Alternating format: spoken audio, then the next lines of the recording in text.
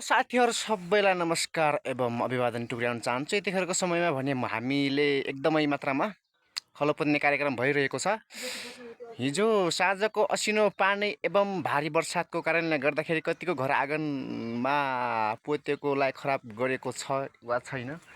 हाम्रो भने हिजो पोतेको आँगन एकदमै सफा थियो। अहिलेको लागि भने हामीले पोताइ कार्यक्रम अगाडि बढिरहेको छ। हिजोको असिना पानीले कतिको तोरी चुट्यो, कतिको गहुँ झारिदियो, त्यो त थाहा भएन होइन। हाम्रो भने एकदमै तोरीहरू झारेको छ यतिखेरको समयमा। यही कुराको जानकारी गर्न चाहन्छु। चर्को चर्को घाम लागिरहेको छ यतिखेरको समयमा। हामीले भने टक्क लगाएर यहाँनिरको समयमा यस्तो कार्य भइरहेको छ यतिखेरको समयमा। देख्नुहोस्, यसरी चाहिने घर पुज्ने कार्यक्रम भइरहेको छ। क्या म एकदमै हिजो एकदमै दुःख दियो नि पानीले होइन। साँझको टाइममा पानी परेर एकदमै दुःख दियो। आज भने हामी टक्क लगाएर खलो पुज्ने कार्यक्रम सञ्चालन भइरहेको छ। तपाईँहरूको गाउँघर छरछिमेकतिर कतिको परो असिना पानी कमेन्ट गर्न सक्नुहुन्छ।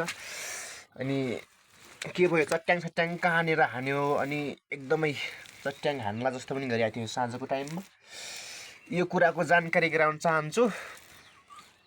हामी भने एकदमै खलो आँगन पुज्ने कार्यक्रम भइरहेको छ होइन। पुज्नु पऱ्यो, अब दाइँ हाल्नु पऱ्यो। त्यही असिनाले चुटेको बाली नाले भए पनि ढल्याउनु पऱ्यो होइन। हो होइन मम्मी? त्यो भएको कारणले गर्दाखेरि हामी भने खलो पुज्न लागेको अवस्था छ यतिखेरको समयमा। आजको भ्लग यही नै थियो। बिहानको भ्लग कस्तो लाग्यो त्यस्तै सल्लाह सुझाव प्रतिक्रिया दिनु होला। तपाईँको गाउँघर छरछिमेकतिर कस्तो खालको क्षति गर्यो त्यो पनि भनिदिनु होला समग्र रूपमा। धन्यवाद।